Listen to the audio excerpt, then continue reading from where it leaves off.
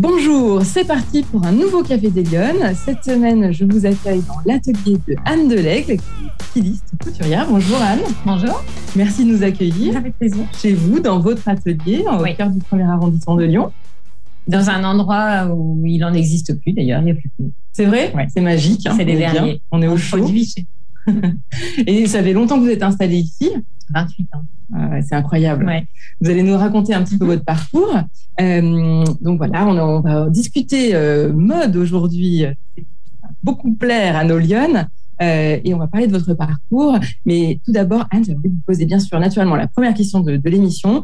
Est-ce que vous êtes une femme engagée? Est-ce que vous vous sentez être une femme engagée? Et si oui, pourquoi? Je crois que c'est une seconde nature chez moi. Oui, je le suis. D'abord parce que je pense que c'est une éducation, quelque chose que je dois à mon père. Il nous a toujours poussés à réfléchir par nous-mêmes. Et puis l'engagement, pour moi, c'est forcément le gage d'une forme de liberté. Et ça permet d'avoir le choix. C'est-à-dire que quand on est engagé, on est légitime dans ses choix aussi. On a aussi une capacité de réflexion, une vraie curiosité. Ça permet de s'affirmer, d'être plus sûr de soi. Voilà, et puis je sais pas, je crois que c'est une nature en fait. Ça se traduit comment dans votre quotidien, cet engagement? Dans votre activité professionnelle, dans votre vie personnelle? Pour tout, je crois que c'est vraiment, je sais pas être autrement. Tout est toujours chez moi très tranché. Les décisions sont quand même assez rapides. Je vais au bout de ce que je pense. Je sais pas faire les choses à moitié. Dans mon travail, on a un produit qui est un peu polémique en ce moment, c'est-à-dire qu'on travaille que la peau, beaucoup moins la fourrure. Malheureusement, je le dis parce qu'on peut faire de la fourrure en ayant une vraie conscience. Alors, expliquez-nous, qu'est-ce que c'est? En fait, vous travaillez quoi? Nous, essentiellement, le cuir et la peau lainée. Ouais. La peau lainée, c'est ce qu'on appelait avant les moutons retournés. D'accord. Voilà. Donc, de l'agneau, double face, voilà. Et de moins en moins de fourrure. La fourrure, c'est le principe. Enfin, les bêtes sont élevées uniquement pour la peau, c'est-à-dire le bison, la marmotte, alors que la peau lainée, les bêtes sont consommées. C'est un peu différent. Voilà. Et l'engagement dans mon métier, c'est vraiment le fait d'aller sourcer des matières avec des provenances très choisies. C'est-à-dire que la tannerie avec qui on travaille depuis plus de 25 ans, il y a longtemps qu'elle a engagé sa transition écologique et qui ne tanne plus du tout au chrome pour polluer le moins possible. On a des approvisionnements de matières dans des élevages où les bêtes sont ni maltraitées ni malnutries. Voilà, on va chercher nos boutons dans une boutonnerie lyonnaise qui usine à Lyon. Nos zips viennent d'Italie. La société n'est pas seulement italienne pour produire en Chine, ils usinent en Italie. Donc, on a une vraie conscience de ce que l'on fait et on produit tout chez nous. C'est-à-dire qu'il n'y a rien qui soit produit à l'autre bout du monde. Voilà. Donc ça, votre engagement, il se traduit depuis longtemps, tout de suite, sur toutes les questions de votre filière. Vous n'avez pas attendu que ce soit la mode pour en parler. C'est ça non, pas du tout. Depuis toujours, c'est un vrai combat. C'est-à-dire que je n'en peux plus de toutes ces marques qui vendent à trop cher un produit qui ne vaut pas, qui est fabriqué à l'autre bout du monde, où les seuls qui s'enrichissent, ce sont eux. Moi, ça me dépasse. J'aimerais que les clientes aient un peu plus de conscience. Je le répète depuis toujours, acheter moins, mais mieux. C'est-à-dire que je comprends qu'on aille chez Zara et je n'ai rien contre, parce qu'au moins, ils ont l'honnêteté de ne pas vous prendre en traître. Pour d'autres marques, les filles, passez un certain prix, réveillez-vous, regardez les étiquettes, regardez où c'est produit. Vous n'allez pas me dire que acheter une robe à 400 €, quand c'est fabriqué en Chine, ça vous pose pas de problème. C'est pas possible, quoi. Il y a un décalage. Oui, ça me dépasse. Je comprends pas.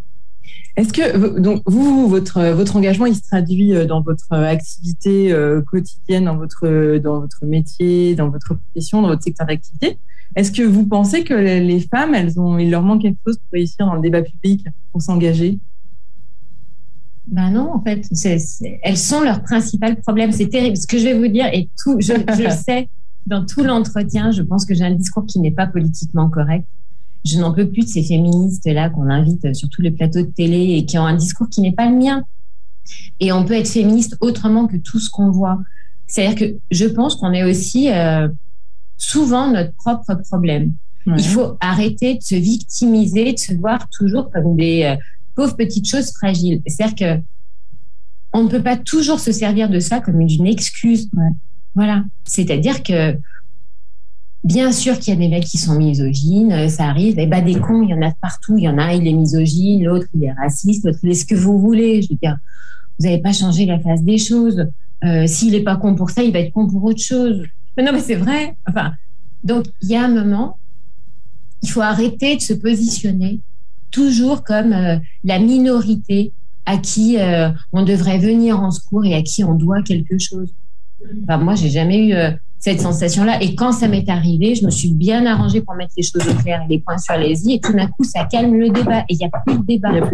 C'est que le jour où on s'adresse à l'autre, en ayant un rapport d'égal à égal, et en laissant pas le choix d'autre chose, d'un autre rapport, il y a déjà moins de soucis. Ça s'installe naturellement. Bah oui, il me semble. Alors justement, vous avez choisi un métier, un secteur qui est pas facile, qui est pas évident, qui est très très spécifique.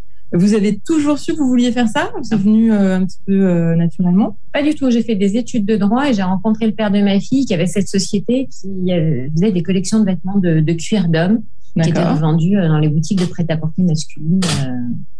Voilà, il y a 30 ans. Ah oui, donc vous n'étiez pas du tout, câblé pour ce secteur. Avocat, ah oui, d'accord.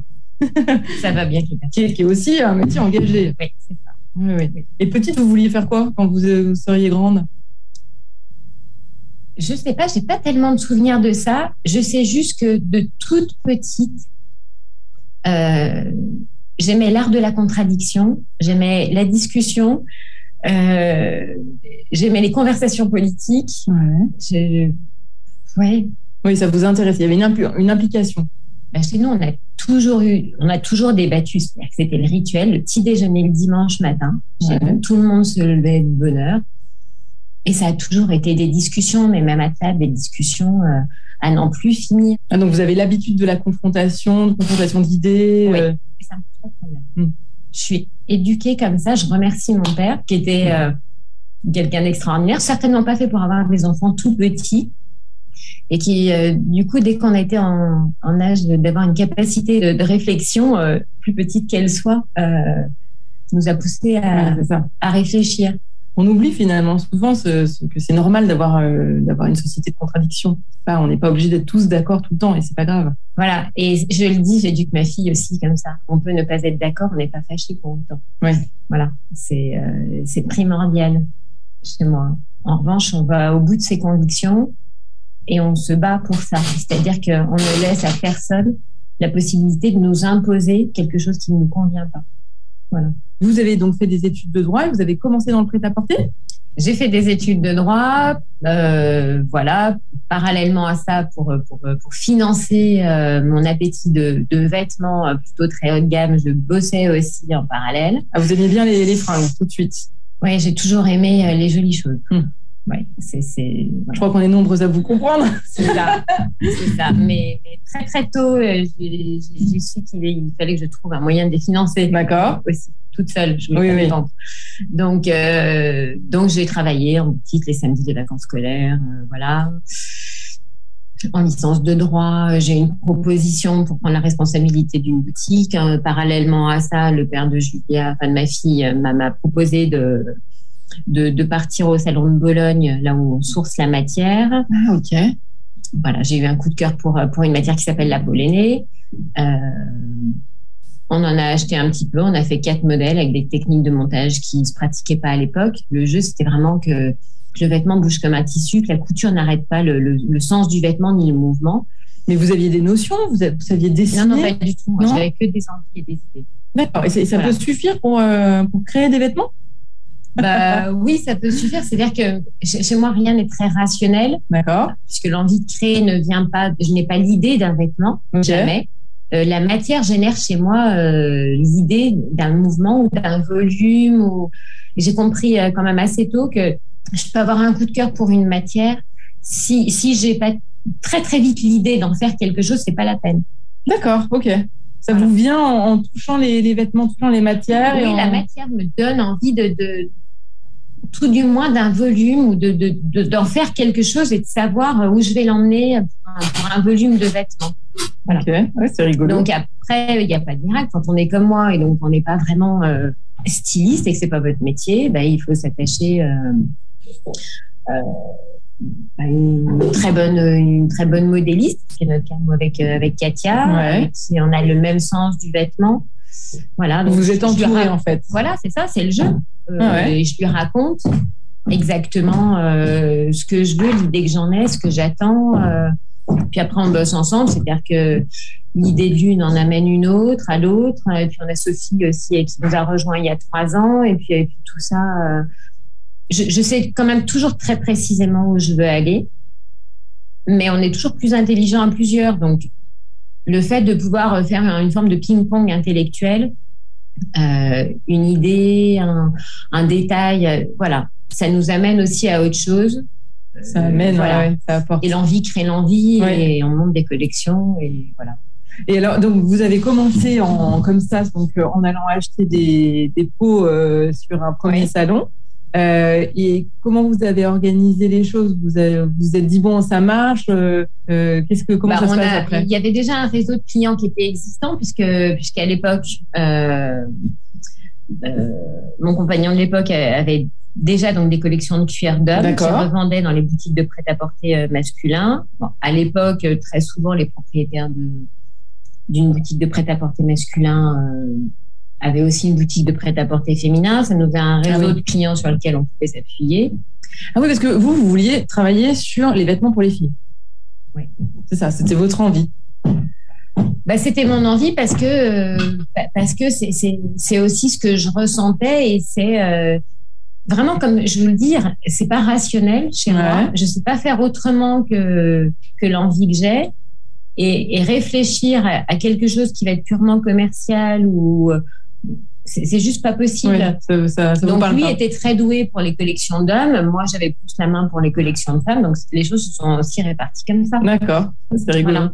Et puis il y a aussi autre chose, c'est-à-dire que moi je peux avoir envie de pièces de barré complètement, enfin déjantées. Il y a toujours une cliente pour acheter ça, une pièce super forte et tout ça.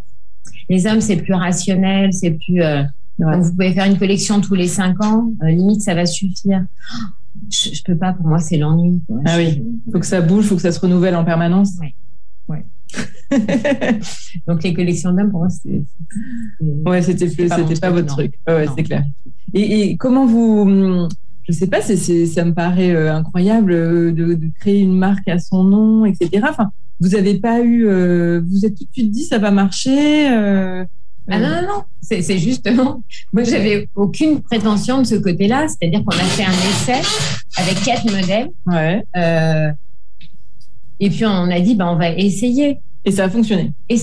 En fait, c'est le hasard, c'est le bon timing, c'est parce que c'est un produit qu'on trouvait pas dans les boutiques de prêt-à-porter à l'époque. C'était vraiment revendu que chez les spécialistes ou chez les fourreurs, et avec des techniques de montage qui étaient assez raides et assez épaisses, avec des peaux qui étaient assez lourdes. Et là, on proposait nous un produit qui était assez nouveau.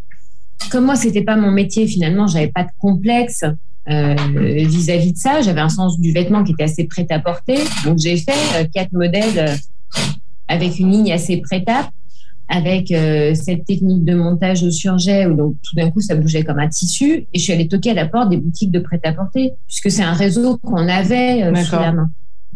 Donc c'est aussi pour ça que ça a fonctionné, c'est que on a fait quelque chose d'un peu différent sur un réseau de distribution qui était aussi lui différent. Et est-ce que c'est un secteur dans lequel c'est difficile d'entrer? Est-ce que c'est plus difficile ou plus facile quand on est une femme? Est-ce qu'il n'y a pas de différence? C'est quoi vos enseignements avec C'est un réseau, c'est quelque chose. Enfin, c'est un métier pour lequel c'est difficile de rentrer parce que c'est des métiers qui ne sont pas connus. C'est-à-dire qu'aujourd'hui, il n'y a pas une école qui va vous apprendre à designer ou à réfléchir à une collection de vêtements de cuir, de peau ou de fourrure. Mais à l'époque, c'était pas le cas non plus. D'accord. C'est des métiers qu'on connaissait pas vraiment. Jamais j'aurais eu l'idée de me dire que j'allais faire ça. C'était pas. D'abord, moi, j'étais partie faire des études de droit, donc ça n'avait quand même strictement. Ah oui, c'est un autre univers là. On est bien d'accord. Donc, je sais pas si c'est plus difficile ou si ça l'était plus pour un homme ou pour une femme. Ce qui est sûr, c'est que le milieu de la peau était quand même pour le coup, très, très masculin. Parce que le milieu de la tannerie, c'est très masculin. Il n'y avait pas de femmes. La seule concurrente que j'avais, c'était Sylvie Chimel à l'époque, mais on était bien à peu près les 2 seules femmes sur les salons, c'est sûr. Il y avait des filles dans les équipes de stylistes, mais des filles avec leur propre collection. Puis moi, j'ai commencé, j'avais 21 ans, 22 ans. Ouais, 23 même. Vous n'avez pas eu le temps de vous poser des questions, mais vous n'avez pas eu le temps d'avoir peur, j'ai l'impression. Non. Alors, j'ai pas eu le temps d'avoir peur et en même temps, j'étais avec le père de ma fille qui faisait ça depuis toujours. C'était déjà son monde, donc c'est un peu différent quand vous démarrez accompagné de quelqu'un qui est déjà légitime. Donc, ça vous met en confiance. Oui, il y a des questions que vous ne vous posez pas. Ouais. En revanche, dans un milieu qui était quand même assez masculin et pas forcément avec des hommes super jeunes, la petite minette de 22, 23 ans qui arrive et qui a la fraîcheur de ses 20 ans, ça prend un peu de temps pour qu'on vous prenne au sérieux. C'est ça. Voilà, il faut pas se leurrer. C'est-à-dire qu'on vous regarde aussi à 20 ans comme une jolie plante. En ça, il faut s'imposer, mais je crois que c'est le cas à peu près partout. C'est-à-dire qu'aujourd'hui, c'est plus facile parce que j'ai aussi la légitimité de mon âge. Ouais. Voilà. C'est dur de se renouveler parce que finalement, vous travaillez quasiment une matière. Je ne sais pas, je ne connais pas le. Oui, on travaille essentiellement sur un type de matière. Un type de matière. Oui. C'est pas difficile comment on fait, on s'inspire comment pour aller trouver des idées. Je sais pas, c'est la rue, c'est tous les jours, c'est la matière, beaucoup la matière. Moi, je vais sourcer en tannerie directement, donc et je fais mes propres couleurs. Donc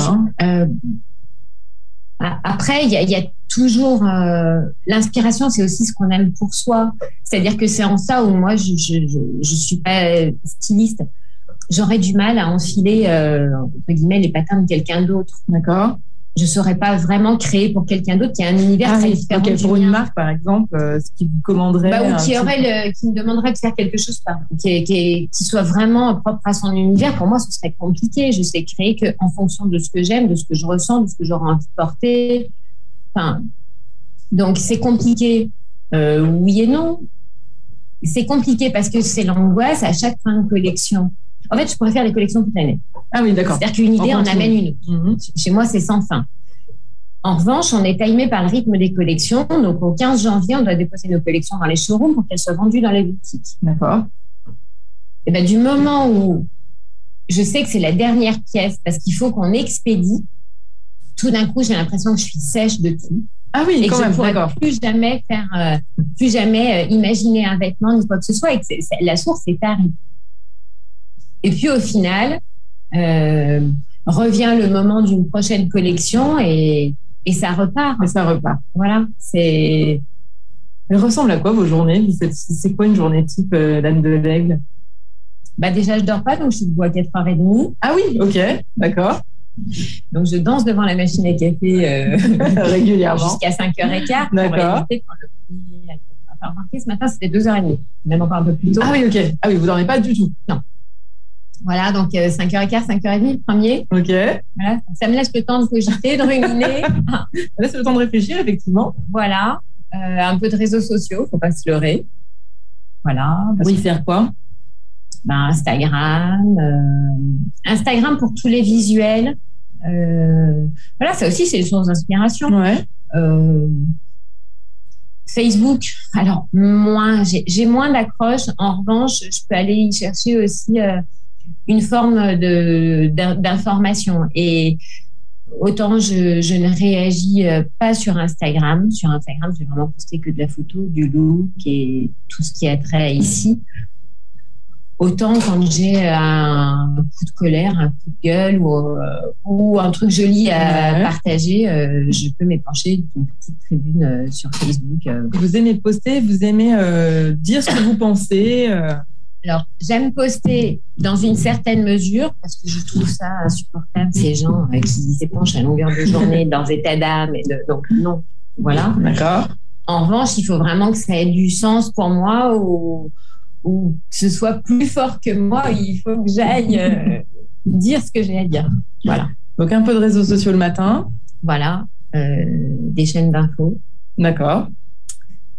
Voilà. Ah, vous avez besoin de vous nourrir. Vous êtes picousé à la chaîne d'infos. Ouais, quand même. Ouais. Vous avez le droit, hein, c'est pas... Je ne vais pas vous blâmer.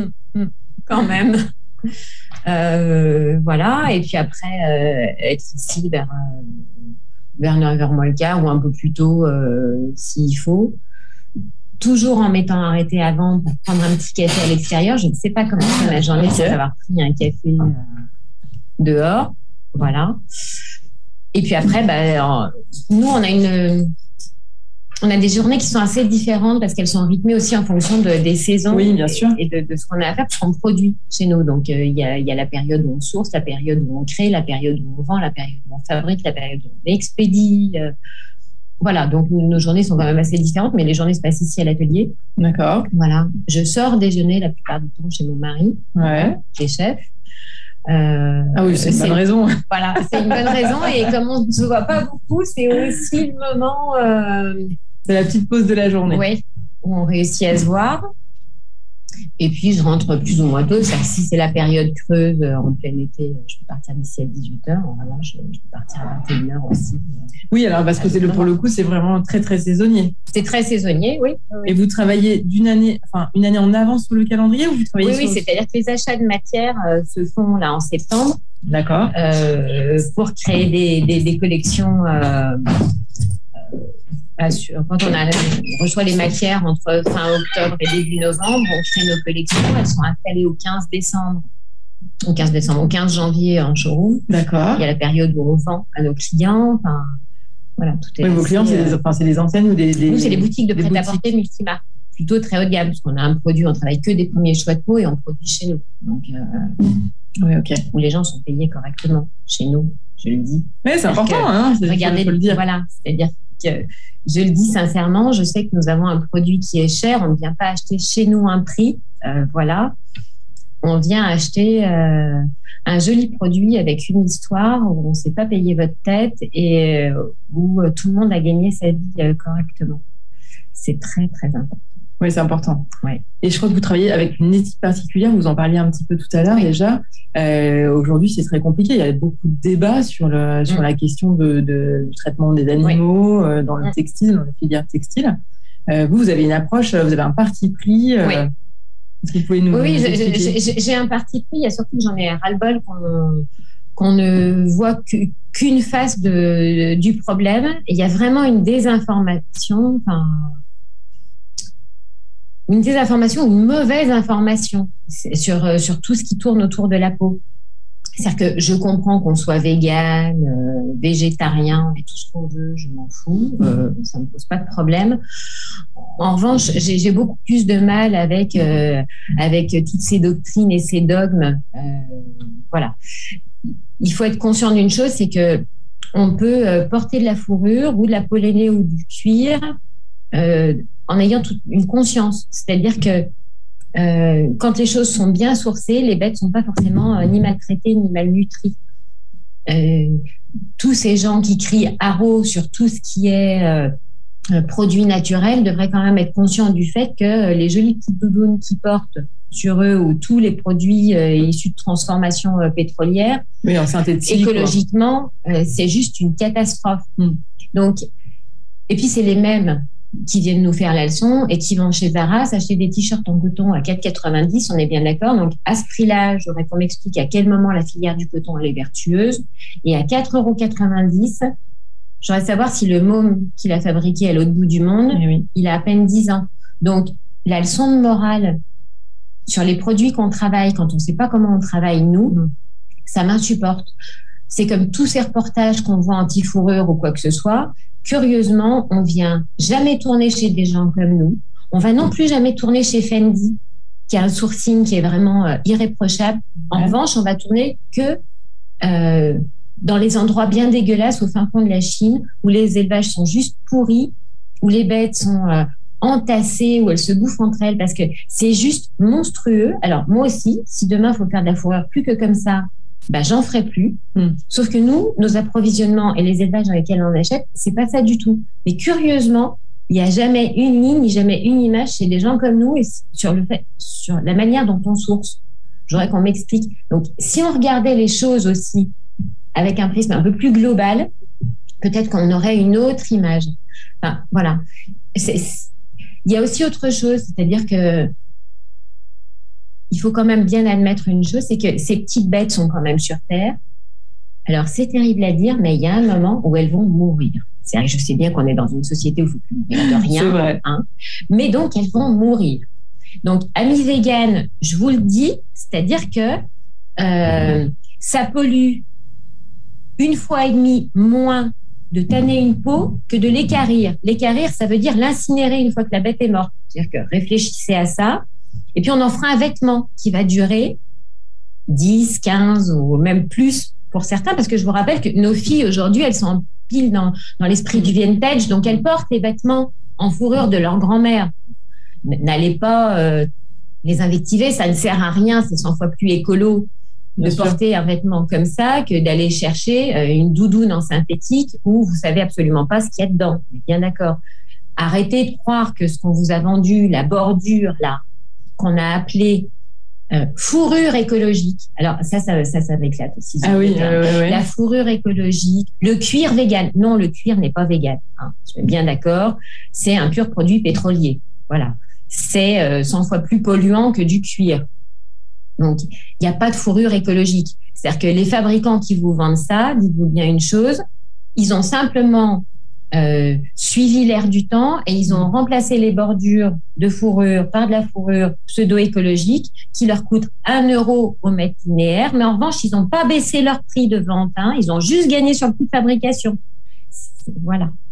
Oui, donc ouvrez en fait, les yeux. Voilà, ce que vous nous dites, c'est en fait réfléchissez et interrogeons-nous avant de porter un jugement définitif sur les choses. L'engagement, c'est ça aussi. C'est-à-dire que, et je pense que c'est pour tout, c'est ne pas regarder les choses que par un prisme.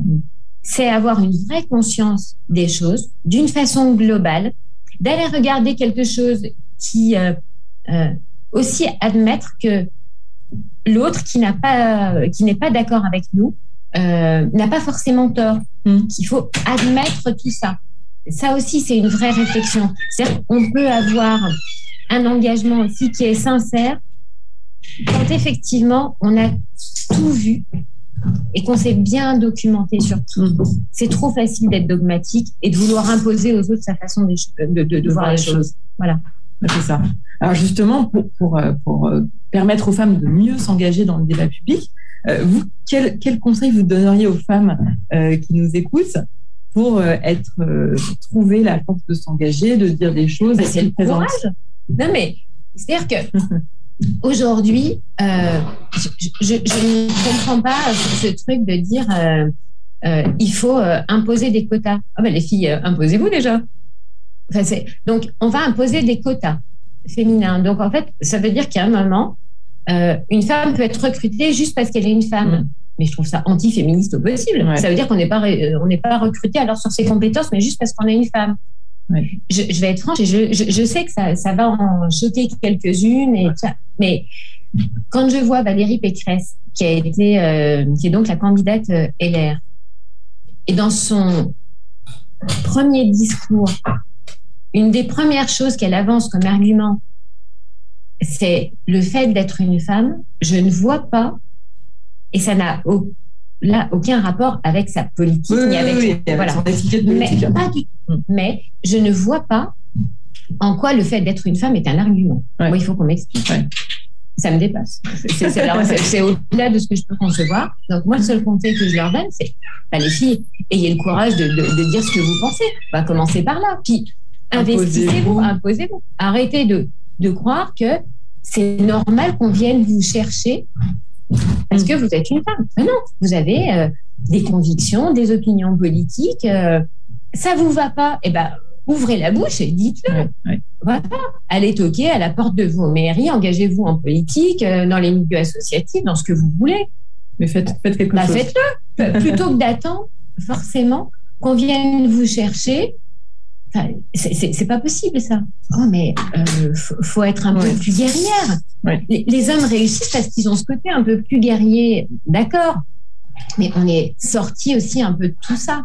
Jusqu'à quand on va se servir du fait d'être une femme et de venir ou s'excuser d'être une femme ou de venir réclamer quelque chose sous prétexte qu'on est une femme. Il y a des choses qui nous sont dues, une égalité salariale, une égalité de traitement, c'est normal, c'est dû, parce que c'est dû à tout être humain, quel qu'il soit. Mais intellectuellement, et pour ce qu'on est capable de faire, c'est propre à nous, quoi. Ouais, c'est ça. À personne d'autre. Hein. Et alors, si vous aviez, vous, une baguette magique, ou en tous les cas, si vous étiez en capacité d'agir très concrètement, quelles mesures vous prendriez, vous, si vous aviez la possibilité de le faire, pour permettre aux femmes d'être plus engagées dans le débat public? Est-ce qu'il y a un levier qui vous paraît... Alors, une baguette magique, et c'est plus global, je voudrais que l'éducation change. En fait, je pense qu'on a un vrai problème d'éducation. Voilà, c'est ça aussi. Il faut éduquer nos fils et nos filles à avoir un rapport à l'autre qui soit égalitaire. Ça c'est sûr. Et pour le coup, c'est plutôt de l'ordre de la baguette magique, pour tout de suite, en tout cas. Après, il y a quelque chose qui est dû, et je le disais, c'est une égalité salariale et une égalité de traitement. C'est-à-dire qu'à quel moment on doit être traité différemment dans une société parce qu'on est une femme, ou parce qu'on va accoucher, ou parce qu'on va faire des enfants, on va s'absenter pendant quelques semaines. Je vous rappelle quand même, messieurs, que si on n'était pas là, vous ne seriez pas là non plus. Donc, il y a un moment, on n'est pas moins compétente que vous, et pour engendrer vos héritiers mâles, il va falloir des femmes comme nous. Donc ça, c'est un truc, ça m'insupporte, effectivement. Donc oui, une égalité de traitement, une égalité salariale, c'est ce qu'on doit à tout le monde. Voilà. Pour le reste, il faut aussi qu'on se débrouille. Quoi. Il faut y aller au combat. Il faut y aller. Oui, en tous les cas, là, c'est un message très, très combatif, très guerrier que nous avez donné ce matin. Il y a peu d'hommes aussi pour qui les choses tombent du ciel. Oui, c'est clair. Non, ça tombe du ciel pour personne, en réalité. Voilà, c'est ça. Donc, faut y croire. Et puis, c'est-à-dire que si les choses vous dérangent, ou si vous avez... allez-y, ça sert à rien de pleurnicher dans son coin, parce que de toute façon, ça va pas changer les choses. Donc, si vous voulez que ça change, faites en sorte que ça change. Très bien. Écoutez, je crois qu'on aura compris le message ce matin. Donc, les lionnes, prenez en main votre destin et on y va. On est combatif pour changer les choses. En attendant, on vous souhaite une très belle journée. Merci de nous avoir reçus dans votre atelier. Et je vous dis à la semaine prochaine pour un nouveau café. Merci, au revoir. Au revoir.